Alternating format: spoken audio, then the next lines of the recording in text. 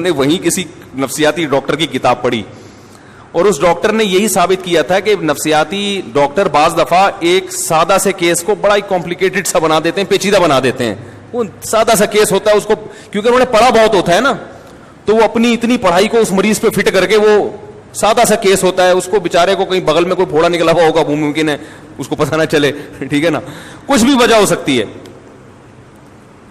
تو وہ انہوں نے بتایا کہ بھائی وہ ایک بچہ جو تھا نا انگریزوں میں, اسے کیا ہوا ہے کہ وہ سائیکل لے کے گھر کے گرد گول گول چکر لگانا کمرے میں شروع کر دیا اس نے سائیکل کا. اب ماں باپ نے کبھی اس کو اس طرح دیکھا نہیں تھا کہ کبھی اس نے اس طرح سے سائیکل چلائی ہو. تو اس کے والدین آئے, انہوں نے سمجھایا کہ بیٹا یہ کیا ہو گیا, بیٹھے بیٹھے چکر لگا رہے ہو, غلط ہے, چکر آئیں گے, گر جاؤ گے. بیٹے کو سمجھ میں نہیں آیا. اب انگریز آپ کو پتا ہے ہر چیز میں ریسرچ کرتا ہے. ماں باپ پریشان ہوئے کہ یار ایسا کبھی اس نے کیا نہیں ہے, کوئی مسئلہ ہے بھائی, ڈاکٹر کو فون کیا جائے. نفسیاتی ڈاکٹر آیا, بچے کی پوری ہسٹری پڑھی اس نے, اس کا رزلٹ جو اسکولوں میں کیا کارکردگی رہی ہے, کوئی مسئلہ تو نہیں ہے بھائی, پورے سال کی رپورٹیں پڑھی. پوری رپورٹوں کے بعد اس نے کہا کہ بھائی ایسا ابھی تک کوئی ایب نارملٹی والا کیس سامنے آیا نہیں ہے, پھر کیا مسئلہ ہے اس کے ساتھ. گھومے جا رہا ہے. بچے کو 2-3 دفعہ سمجھایا, پھر بھی بچہ نہیں رکا, پھر بھی گھومے جا رہا ہے. پھر اپنے سے بڑے ڈاکٹر کو فون کیا اس نے کہ بھائی یہ کیس میری سمجھ میں آنے والا, بولو بھائی نہیں. تو بڑے بڑے ڈاکٹر آ گئے. ہے تو لطیفہ, لیکن ظاہر ہے کچھ فرضی واقعات بھی ہوتے ہیں, مگر ان سے جو سبق دیا جا رہا ہوتا ہے نا وہ سبق درست ہوتا ہے. وہ بڑے بڑے ڈاکٹر آ گئے, وہ لکھ رہے ہیں بھائی یہ کیا مسئلہ ہے اس بچے کے ساتھ, اس کی پوری ہسٹری پڑھ رہے ہیں. ماں پہ ریسرچ شروع ہو گئی کہ ان کے ددیال ننیال میں کوئی دماغی مریض تو نہیں گزرا. 12 ڈاکٹر لوگ عاجز آ گئے. محلے میں قریب میں ایک پٹھان قاری صاحب رہتے تھے, ان کو پتا چلا, وہ آئے, ایک تھپڑ لگایا بچے کو رکھ کے, بولے انسان کا بچہ بن بیٹھ جا آرام سے. بچہ ایک دم سائیکل روک کے آرام سے بیٹھا ہوئے, کہہ رہے سوری قاری صاحب. اب دیکھو کتنا آسان کیس تھا, اس بچے کو ایک زوردار جھانپڑ کی ضرورت تھی. تو ہم پاکستان میں اکثر نفسیاتی کیس اس طریقے سے کیا کر لیتے ہیں. میرے پاس کالز آتی ہیں امریکہ سے کہ بھائی بچہ یوں ہے, وہ اصل میں ایکچولی بچہ صبح صبح اٹھ کے پتہ نہیں عجیب عجیب سی آوازیں نکالتا ہے, ہیں اس طرح کے ہوتے ہیں کیسز, بچہ یہ کرتا ہے اسکول میں. تو میں ان سے کہتا ہوں بھائی 2-3 طبیعت سے چماٹ لگاتا ہوں. ہمارے ہاں یاد رکھو, یہ گراؤنڈ ریئلٹی کی بات کر رہا ہوں, ہمارے ملکوں میں غربت, مہنگائی, سب کے باوجود بچوں میں نفسیاتی بیماریاں کا ریشو 0 یعنی 0.001% ہوگا. یہ حقیقت پر مبنی بات بتا رہا ہوں آپ. ہمارے ہاں بچوں میں نفسیاتی بیماریوں کا ریشو لاکھوں میں 1 ہے, لیکن ان ملکوں میں بچوں میں نفسیاتی بیماریوں کا ریشو بہت زیادہ ہے, کیونکہ سختی کی بالکل اجازت نہیں ہے. بچے کو آپ نے جب گائیڈ کرنا ہی چھوڑ دیا اور محبت سے ہی سمجھا رہے ہر چیز, بچے میں اتنی عقل تھوڑی ہوتی کہ دلائل سے بات سمجھے. اسے تو روب سے اس کے دماغ میں یہ بٹھانا پڑتا ہے کہ غلط کام ہے. اپنے باتیں بتانی نہیں چاہیے, لیکن ایسے واقعات جن سے لوگوں کو فائدہ ہو, میرا خیال ہے ان سے کو شیئر کرنے میں کوئی حرج نہیں ہے. مجھے یاد ہے میرے ایک بچے نے, بچی تھی 5-6 سال کی, اس نے کہیں پرس سے 5 روپے نکال لیے. پرانی بات ہے, 4-5 سال پرانی, ویسے ہی نکال لیے کچھ لینے کے لیے. اس پہ میں نے اسے معاف نہیں کیا. میں نے زندگی میں پہلی دفعہ کسی بچے پہ ہاتھ اٹھایا ہوگا, اور میں نے اس کو 2 تھپڑ بہت زور سے لگائے. بعد میں پھر تلافی بھی کی, اس کو دکان لے گئے, چیزیں دلائیں, گھمانے پھرانے. تلافی کرنی چاہیے. جب بھی آپ اینٹی بایوٹک دیتے ہیں تو پھر ڈاکٹر طاقت کی بھی کچھ دوا دیتا ہے نا, کہ بھئی اس کے جو سائیڈ ایفیکٹ ہیں اس کی کیا ہو.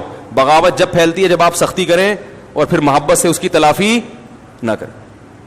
یہ کیوں کیا؟ اس لیے کہ اس کے لاشعور میں یہ بٹھا دیا جائے کہ یہ معمولی جرم, بولو بھائی, نہیں ہے, یہ معمولی جرم نہیں. اس کے بعد سے اب تک الحمدللہ جتنے مرضی پیسے میرے پڑے ہوئے ہوں میز پہ, مجھے یہ اطمینان ہوتا ہے کوئی بچہ اسے ہاتھ, کیونکہ یہ خبر پھر تمام بچوں میں پھیل گئی. بات آ رہی ہے سمجھ میں؟ انگریز کے پاس یہ آپشن نہیں ہے. وہ لاشعور میں بیٹھ جاتی ہے ہمیشہ کے لیے کہ بھئی یہ حالانکہ وہ 5 روپے کی کیا اوقات ہے, لیکن یہ جتنے بڑے بڑے چور ہیں میرے بھائی, یہ 5 روپے سے ہی بنتے ہیں چور. تو اب اس موقع پر اگر میں دلائل سے بات سمجھاتا, سمجھ میں آنے کا امکان بھی تھا اور یہ بھی امکان تھا کہ سمجھ میں نہ آتا, دونوں چیزیں. تو یہ اتنا بڑا جرم ہے کہ اس میں ہم دوسرا آپشن, اس کا رسک نہیں لے سکتے ہم. سمجھ میں آ رہی ہے بات؟ یہ رسک نہیں لے سکتے ہم. جو تھپڑ کے سائیڈ افیکٹ ہیں ان کی تلافی ہو سکتی ہے, یہاں نرمی کے جو سائیڈ افیکٹ ہیں ان کی, اگر وہ خود سے قدرت نے پورے نہ کیے ان کی تلافی بہت مشکل ہے. پھر تو بہت سی نفسیاتی بیماریوں کا علاج کیا ہوتا ہے بھائی. میں نہیں کہہ رہا بلا وجہ بچوں کو تھپڑ مارنا شروع کر دیں, بچوں کو پہ ہاتھ اٹھانا بہت ہی بری حرکت ہے, بہت بری حرکت ہے. بچوں بگڑتے بھی ہیں اس سے زیادہ. جو کام محبت سے ہوتا ہے وہ سختی سے نہیں ہوتا, لیکن بعض دفعہ سختی کرنی پڑتی ہے. تو بچہ کہیں چوری کرے, اسی طرح یاد رکھو بچہ اپنے بڑوں میں سے کسی سے بدتمیزی کرے, یہ قابل معافی جرم نہیں ہے. آپ کہیں اس سے کیا ہو گیا اگر اس نے بدتمیزی سے بات کر لی ابا سے یا اماں سے یا چاچا سے یا ماموں سے یا خالہ سے, تو کیا ہو گیا؟ وہ کوئی فرشتے ہیں کیا؟ ان سے غلطی نہیں ہو سکتی؟ اصل میں بچے کو تربیت کی ضرورت ہے, اور تربیت کون کرتا ہے؟ بڑے. اگر اس کے دل میں بڑے کا احترام نکل گیا, تربیت کا آپشن ختم. اور احترام نکلتا کیسے ہے؟ بدتمیزی سے. بھائی جان جب وہ بڑے سے بدتمیزی سے بات کرے گا تو احترام رہے گا اس کے دل میں؟ مجھے ایک بات بتاؤ, پولیس آفیسر آپ کے پاس آتا ہے اور آپ اس سے بدتمیزی سے بات کرتے ہو, تو اس کا مطلب آپ کے دل سے پولیس کا احترام ختم. تو آپ کے پاس پیٹھ پیچھے جو مرضی کہتے رہو, اس کے سامنے آپ کے پاس تمیز سے بات کرنے کے علاوہ کوئی اور آپشن نہیں ہوتا, کوئی آپشن نہیں ہوتا آپ کے پاس. تو جو بھی بڑے ہیں خاندان کے, اگر آپ اپنے بچوں کو انسان کا بچہ بنانا چاہتے ہیں تو آپ ان سے یہ کہیں کہ بھائی جو بڑے ہیں نا, غلط ہوں صحیح ہوں, یہ ہمارا مسئلہ ہے, یہ آپ کا مسئلہ نہیں ہے. آپ کے ساتھ اگر ظلم ہو تو بیٹا آپ نے تمیز سے آ کے کمپلین کروا دینی ہے, ٹھیک ہے نا, بس. اس سے زیادہ آپ کے پاس کوئی دوسرا آپشن نہیں ہے. اسی طرح بچہ اگر علماء کے لیے بدتمیزی کے الفاظ استعمال کرتا ہے تو بھی یہ بہت بڑا جرم ہے, کیونکہ ایک دفعہ علماء کے خلاف بولنا سیکھ گیا, ساری زندگی مذہب سے محبت نہیں کرے گا. کسی عالم کا بیان, کسی عالم کی تقریر اس پہ اثر نہیں کرے گی, وہ ہر وقت اس میں بیٹھ کے کیڑے نکالتا رہے گا. ہر وقت کیا کرے گا؟ اس لیے میں کہتا ہوں اپنے بچوں کو انجینئر سے بولو بھائی بچائیں. ایک دفعہ بدتمیز بن گیا نا وہ, یہ فلانے مولوی ایسے, فلانے ایسے, فلانے بزرگ ایسے, بزرگ سب زندہ لاشیں ہیں, یہ ڈائلاگ بچے نے سیکھ لیے, وہ انجینئر کا بھی نہیں رہے گا. صحیح ہے نا. چلو وہ ایک نیا فرقہ لاتا تو ہم کہتے, نیا فرقہ لایا ہے تو ہم کہتے اسی کے پیچھے چلے, تو وہ اس کے پیچھے بھی نہیں چلے گا, کل اس میں بھی کیڑے نکالے گا وہ. تو یہ ایک مزاج بنتا ہے. تو یہ جرائم قابل معافی نہیں ہوتے. تو چوری نہ کرنے دیں اس کو, بڑوں سے بدتمیزی نہ کرنے دیں. باقی سب چیزیں ایسی ہیں جن کا علاج ہو جاتا ہے, سب سیٹنگ پہ آ جاتی ہیں چیزیں. سمجھ رہے ہیں؟ ایک صاحب تھے, ان کا بچہ سست بہت تھا, 1 گھنٹہ لگاتا تھا صبح اٹھ کے لیٹرین جانے میں, اور وہاں جا کے پھر پولیس بلوانی پڑتی تھی کہ باہر آ جا. کیا کر لے بھائی؟ باہر آ جا. تو وہ بھی پریشان اپنے بچے کے بارے میں. تو میرے پاس آئے, میں نے کہا محبت سے سمجھائیں, یہ کریں. جب نہیں آئی نا سمجھ میں, تو میں نے ان سے کہا کہ دیکھیں, ہم جہاں پڑھا کرتے تھے مدرسے میں, وہاں قریب میں ایک بیکری تھی. ان واقعات سے یہ قرآن و حدیث ہی کو میں, یہ تو قرآن و سنت ہی کا حکم ہے نا. تربیت کیسے کرنی ہے یہ تو پھر اپنے عرف کو دیکھ کے بتایا جائے گا نا. تو ہمارے پڑوس میں ایک بیکری کی دکان تھی, کچھ لوگوں نے کھولی, پنجاب سے فیملی آئی تھی وہ. تو انہوں نے, وہ بڑا اچھا بزنس کر رہے تھے, تو انہوں نے اپنے بیٹے کو بھی بلا لیا کہ بھائی تم بھی آ جاؤ دکان پہ, ہمارے ساتھ کیا کرو, کاروبار میں ہاتھ بٹاؤ. اب وہ بیٹے کی عمر ہوگی میرا خیال ہے 18-20 سال. تو مجھے یاد ہے وہ پنجابی فیملی تھی, اور آپ کو پتا ہے پنجاب کے لوگ بزنس میں بڑی جان لگاتے ہیں, ایسے سستی برداشت نہیں کرتے وہ لوگ. تو وہ جو نیا نیا آیا نا پنجاب سے, ہم جا کے کہہ رہے ہیں بھائی کیک رس دے دیں, आधा किलो या 1 पाव, वो जा रहा है शीशे खोल रहा है, फिर यूं करके एक यूं डाला, फिर इधर देखा उधर देखा, सुस्ती है भाई। कस्टमर खड़ा हुआ है, बाकियों को मैं देखता था वो तो ऐसे फुर्ती से लाइन लगी हुई है कस्टमर की, मगर किसी को जाने नहीं दे रहे, वो आ भी ठहरे, आ रहा है बस आ रहा है, ऐसे करके ना जो फुर्ती के साथ सुबह सुबह उठ जाते थे वो 4 बजे, उनका कारोबार शुरू।